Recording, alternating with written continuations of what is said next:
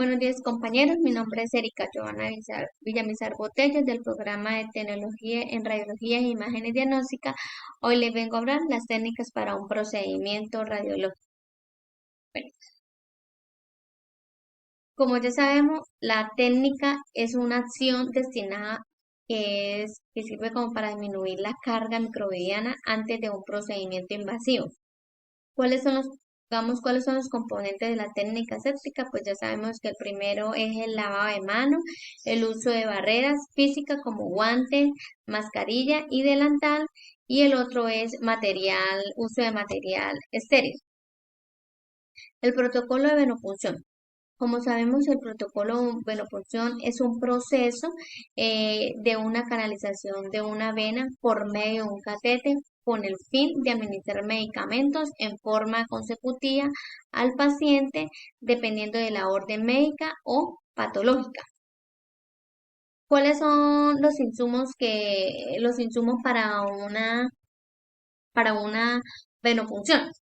Encontramos como la bandeja, el catéter, los algodones, el alcohol yodado al 70%, el torniquete adecuado al tamaño del paciente, el micropore, los movilizadores adecuados al sitio de fijación si requiere, las tijeras, guantes limpios, equipo de venoclisis, llave de 3 vías si el paciente requiere, pues según la toma del procedimiento, tapón de seguridad si requiere y jeringa de 3.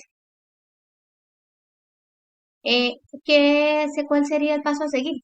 Pues primero que todo, como sabemos, verificamos la orden médica, alistar pues digamos el equipo necesario, explicarle al procedimiento, al paciente, al familiar, realizamos lo más primordial, el lavado de las manos, nos colocamos los elementos de seguridad, los tapabocas, los gorros y los guantes.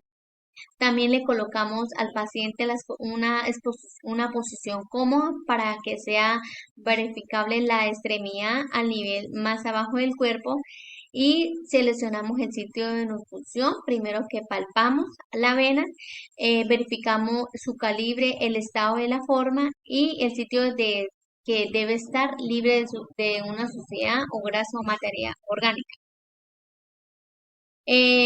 Seleccionamos el calibre del catéter, limpiamos el área de funcionar, aplicamos el alcohol con movimiento de rotación y fricción del centro a la periférica y dejar secar y no volver a tocar. En la parte del distal, sujetamos el brazo del paciente, colocamos el torniquete unos centímetros arriba por encima del sitio de venopunción, agarramos el catéter con la mano dominante y retiramos el protector del catéter. Utilizar los dedos de índice y pulgar a la mano dominante para estirar la piel. Para fijar la vena sin entrar en contacto con la zona preparada para la punción ya desinfectada, iniciamos la punción 1 centímetro por debajo del sitio previsto para la punción colocando el bisel para arriba. Introducir el catéter con un ángulo de 15 a 30 grados para entrar a la piel y para penetrar hasta penetrar la piel. Posteriormente reducir el ángulo de no traspasar la vena. Observamos que se haga un retorno de sangre por la cámara, avanzamos el catéter retirando simultáneamente la aguja de la guía y descartamos el catéter después de 2 intentos fallidos.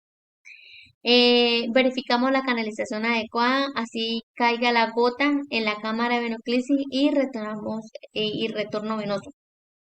Presionamos suavemente la piel a nivel extremo del catéter ya introducido para evitar la salida de sangre mientras conecta el equipo con el equipo de venoclisis. Conectamos el equipo de venoclisis, tomamos la muestra y aplicamos el medicamento según sea el caso. Fijamos con micropore el primer pedazo por el catéter y la piel y el segundo micropore haciendo se usa con el venoclisis sobre el catéter, la piel y el venoclisis y movilizamos si es necesario, por ejemplo, en niños menores de 5 años. Después que el paso a seguir, rotulamos el micropore con el que fijó el equipo de venoclisis, indicamos la fecha, la hora, el tipo de catéter y la persona que fue quien lo canalizó. Ahí graduamos el goteo según la orden médica, si el paciente presenta alguna reacción o extravasación o generar de hipersensibilidad a la sustancia administrada. Y vigilar, pues, obviamente, frecuentemente el instituto en busca de complicaciones. Bueno, vamos a hablar de los medios de contraste. Descartar residuos de acuerdo, digamos, al código de color establecido en la institución. Desechar, digamos, el material de la aguja directamente en el guardián.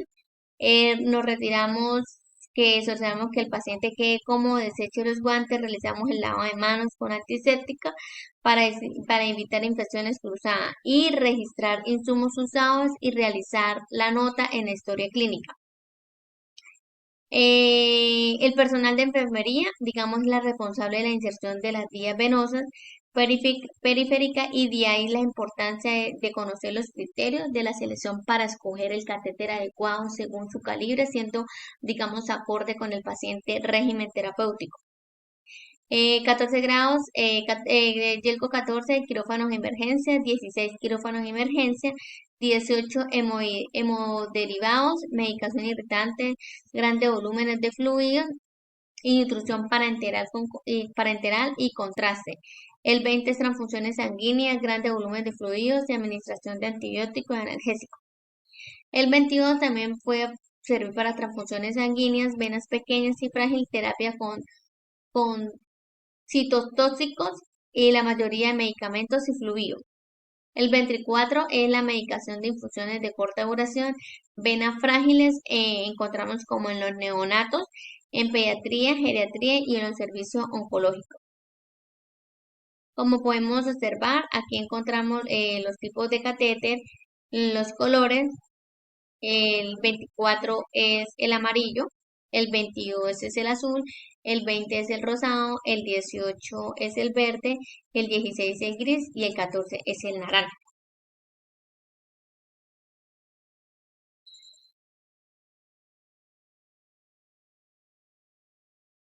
Cordial saludo, mi nombre es Eliana Alejandra Mosquera, soy estudiante de Radiología e Imágenes Diagnósticas en la UDR de Barranca Bermeja.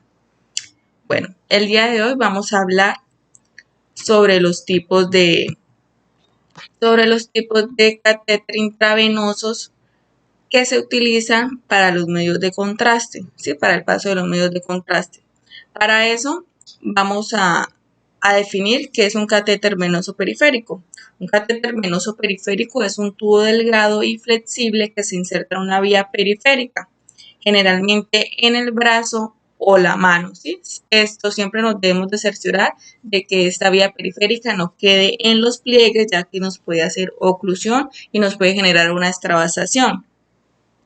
Estos medios de contraste son utilizados más que todo para el paso de medicamentos, para administrar tratamientos, para paso de líquidos y para transfusiones de sangre. En algunos casos también los utilizan pues para muestras de sangre.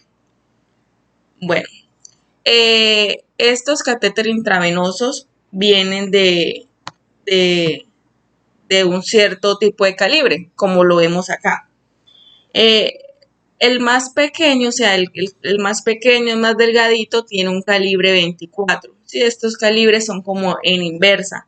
Entre mayor el calibre, más pequeño es el catéter. Entonces acá tenemos un calibre 24 que se utilizaba más que todo en neonatos, en bebés, un calibre 22 que lo utilizamos para vías periféricas de difícil acceso.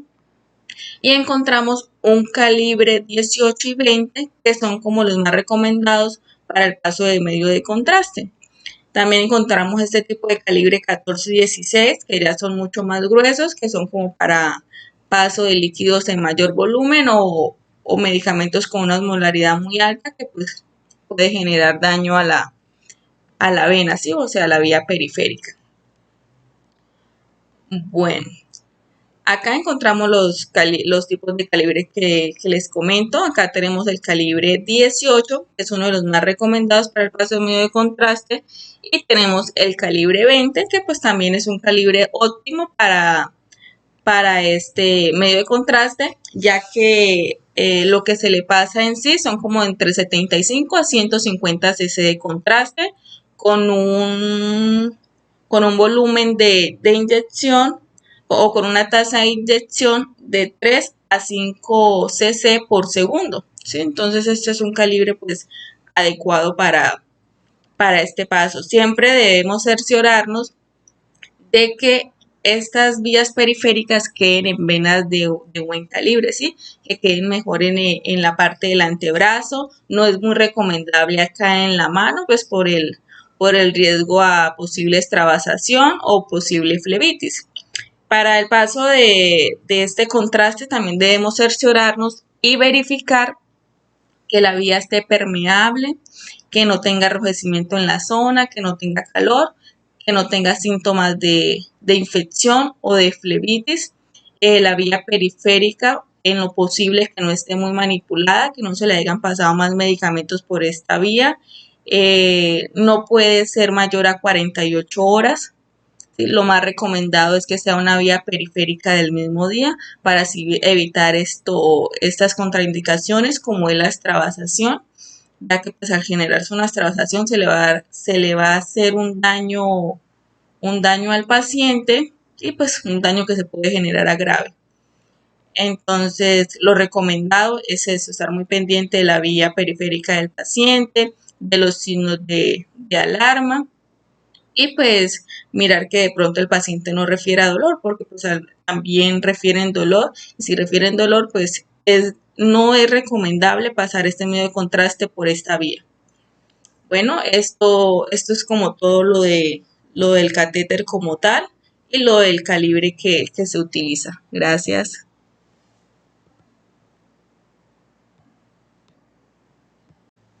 Bueno, dando continuidad al tema, ahorita vamos a hablar sobre la dosificación de los medios de contraste. Ya hablamos sobre los tipos de calibre de catéter intravenoso que se utiliza para el paso de ellos. Ahorita vamos a hablar sobre la dosificación. Bueno, en sí sobre este tema no encontré mucha información, ya que esta dosificación la da especialmente el médico radiólogo, dependiendo de qué entidad y qué protocolos maneje en esa institución o qué protocolos maneje él internamente. Ya que esto influye en la edad del paciente, en las condiciones del paciente, en el flujo que se necesita para poder identificar ciertas estructuras, ¿sí? Entonces, estas cosas influyen mucho. El peso, la edad, las condiciones del paciente, qué quiere ver el médico radiólogo, qué tanta cantidad de contraste necesita para X o Y imagen. Entonces, en sí la dosificación la dan más que todo ellos. Yo realicé una presentación donde logré investigar sobre dosificaciones, donde daban unas fórmulas y la cual esas fórmulas se hacen por medio de una constante. Entonces, por eso enfatizo de que esto es algo como relacionado, pero en sí la dosificación la hace el médico radiólogo.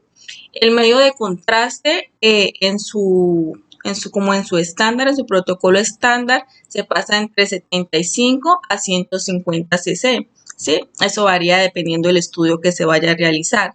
Esto tiene una variante de inyección de 3 a 5 cc por segundo, ¿sí? De 3 a 5 cc por segundo, ¿sí? Que es como la tasa de inyección, es como a la velocidad que se va ingresando el contraste. Bueno, para este contraste también existen unas reacciones adversas, ¿sí? Estas reacciones adversas no son muy común que sucedan, ya que los medios de contraste que se utilizan ahora se cuida mucho de que o se utilizan más porque no generan muchas contraindicaciones o muchos eventos adversos para los pacientes, ¿sí? Uno de estos eventos adversos se clasifican en leves, moderados y graves, ¿sí? Entonces, bueno, vamos a mirar parte de la presentación que realicé y ya vamos a hablar sobre los eventos adversos que pueden presentarse con los medios de contraste.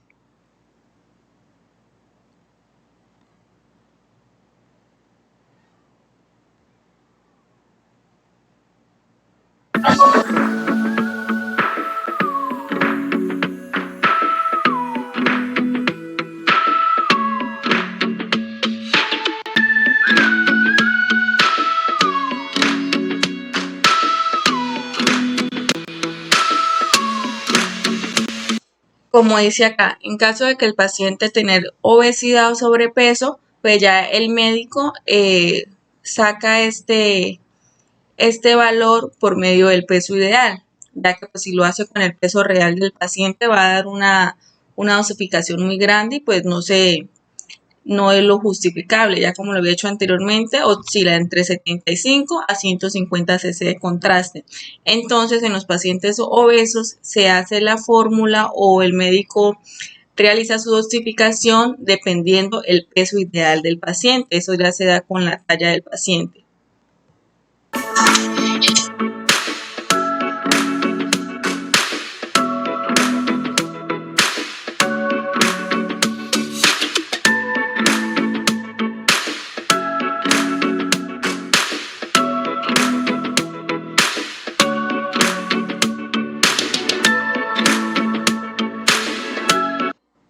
Bueno, ya que hablando un poco de las reacciones adversas, hablamos ya ahí sí vamos a hablar de lo que les decía anteriormente. Las reacciones leves es urticaria, picor, alergia, diaforexis, náuseas, ¿sí? Son algo muy bilaterales, las cuales se pueden manejar en el momento ahí con el paciente.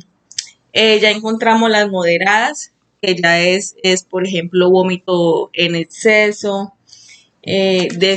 náuseas, puede presentar el paciente desmayo, puede presentar edema facial, edema laringio, puede presentar broncoespasmo, ¿sí? Pues también son un poco complicadas pues, porque esto puede pasar a mayores. Y ya las reacciones adversas graves son un choque hipotensivo, una hematización de las vías respiratorias provocando un paro respiratorio, un edema pulmonar y un paro cardíaco, ¿sí? Esto le puede ocasionar hasta la muerte al paciente. Pero pues como lo decía anteriormente, esas reacciones adversas no son muy comunes a que pase frecuentemente con los pacientes. Los pacientes más que todo les da es como reacciones leves, como lo que es la náusea o el vómito, pues porque son pacientes que están un poco delicados, un poco débiles, y esto sucede más que todo con los medios de contrastes orales. ¿Sí? Con los medios de contrastes orales es donde más presentan los pacientes como náuseas. Otra complicación grave con estos medios de contraste, que ya no es un evento adverso por el medicamento como tal, sino por el procedimiento que se realice, que es como lo que es la extravasación. ¿Sí?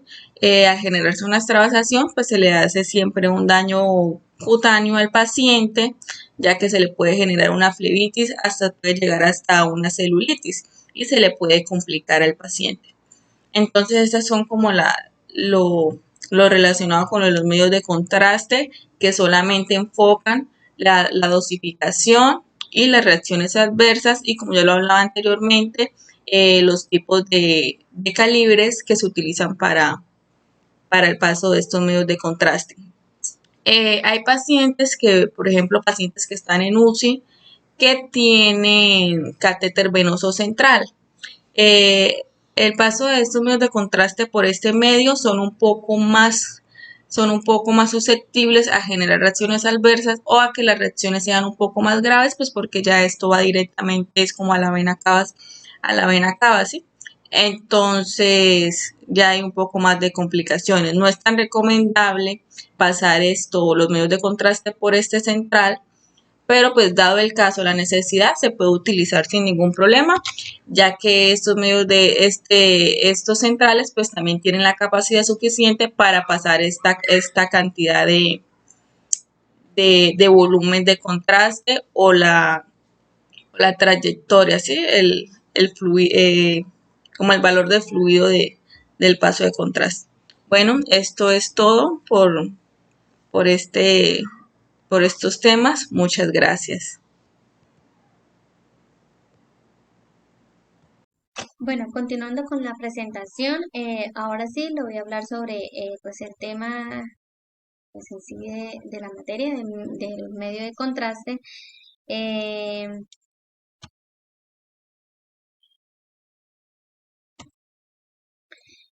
Todo comenzó el descubrimiento de Marcel Huber del primer medio de contraste que fue orgánico yodado en 1901.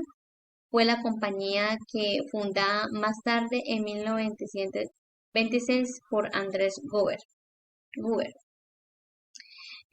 Los medios de contraste es un agente de contraste, es cualquier sustancia utilizada, digamos, para mejorar la mejor visibilidad o estructura de fluidos como corporales.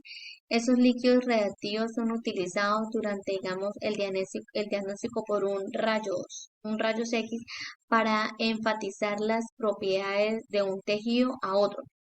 Estas sustancias químicas consisten en las moléculas complejas que aumenta, digamos, la densidad de los vasos sanguíneos y tejidos, en donde permite, digamos, un aumento con el contraste de la estructura, mejorando, digamos, las fotos de rayos X y tomando el cuerpo. Encontramos como los tipos de medios de contraste como que es el yoado que se utiliza, digamos, para las radiografías como las tomografías computarizadas mediante, digamos, una inyección por medio de una vena. Digamos, el efecto que produce es aumentar la densidad de la sangre en la imagen, que, digamos, atraviesa en los tejidos, por lo que, digamos, se utiliza para estudiar los tumores. Eso cuando se inyecta el medio de contraste yodado en el que por el medio del torrente sanguíneo es posible que tenga una sensación de calor y un sabor metálico en la boca que va a durar por varios minutos. El otro medio de contraste tenemos como el bario, que se utiliza también para el examen radiológico y la observación, digamos, del tracto gastrointestinal, esófago, estómago y duodeno, digamos, por ejemplo, eso se utiliza para estudiar la regurgitación en los lactantes y para durante las cirugías realizadas por obesidad, para, digamos, comprobar que las incisiones gástricas y los vendajes se hayan realizado correctamente, no se deben filtrar de dar de comer al paciente. También se utiliza también para estudiar el colon, tomándolo con el aire por el recto. El bario es un agente de contraste inerte, incipio, hipoalergénico. El otro medio de contraste que tenemos es gadolinio. Es un agente que, digamos, de contraste utilizado en imágenes por resonancia magnética, que se inyecta por vía intravenosa cuando el gadolinio es normal de sentir un frío digamos, en el lugar de la inyección. El gadolinio es unido a una molécula orgánica, forma un agente de contraste inerte y no tóxico. Cuando se administra a paciente con una buena función renal, el contraste es paramagnético. El otro es el AOIRE, que utiliza en radiología y en tomografía computarizada, como por ejemplo estudiar el colon.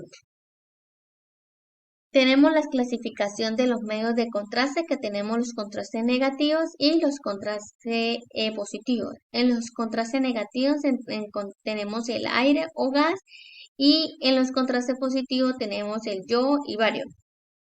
En los tipos de contraste están el aire o gas, que se dividen en hidrosolubles, que son hipertónicos, que encontramos los iónicos y no iónicos, y, y el otro que encontramos es el no hidrosolubles. Los hidrosolubles son por excreción renal. ¿Qué quiere decir? Que son excretados por una filtración glomerular. Con el 50% de los medios de contraste son eliminados de 2 a 3 horas de su administración. En pacientes con una función renal normal de 24 horas se ha eliminado el 85 y el 90%. En personas con una infiltración glomerular reducida al 50%, pueden quedar medios de contraste en periodos mucho más largos, hasta 6 días, después de, digamos, de incluso un 10% del medio de contraste administrado. Y el otro hidrosoluble es por vías digestivas. Aquí tenemos como digamos, los medicamentos de medio en contraste, que encontramos como el nombre genérico, como el comercial y el uso. Tenemos como el sulfato de bario, que lo encontramos como el genérico, y lo podemos conseguir como por el comercial Variodif, y esto se puede utilizar por oral y rectal. El otro se llama losimetalato de sodio, que por el comercial encontramos Telebris, y ese uso se utiliza es por medio intravenoso. El otro encontramos como Lovitirol, que encontramos como comercial Cenexis, y el medio de uso es intravenoso. El otro que encontramos común es Lopamidol, que en el comercial encontramos Lapamirón, que su uso es por medio intravenoso, y el otro es Loexcel, que su comercial sería Omnipaque, que es intravenoso, y el otro es el genérico Loversol. En comercial lo encontramos como Ictari, que su uso es intravenoso, y el otro es Lopromida, y su comercial lo encontramos como Ultravis, y también se usa medio intravenoso. Em, Podemos encontrar muchos, como el Canabutrol, su comercial es Gadovitz y uso intravenoso. El Lodizanol, que encontramos como el comercial Biot, ese se utiliza intravenoso, intraarterial o oral. El sulfato de bario también lo encontramos como comercial Protobario o Variograph. Ese uso es por enema rectal. Y el otro es Barium gastrogaphic, y el uso es por medio oral y rectal. Encontramos como el gadolinio, el nombre comercial Dotaren, que su uso es intravenoso, y el ácido diastrozoico meglumina, y su uso es intravenoso. Pues bueno, compañero, esa fue pues mi explicación del tema escogido de los medios de contraste y la técnica aséptica para realizar pues una buena función para el paciente. Muchas gracias.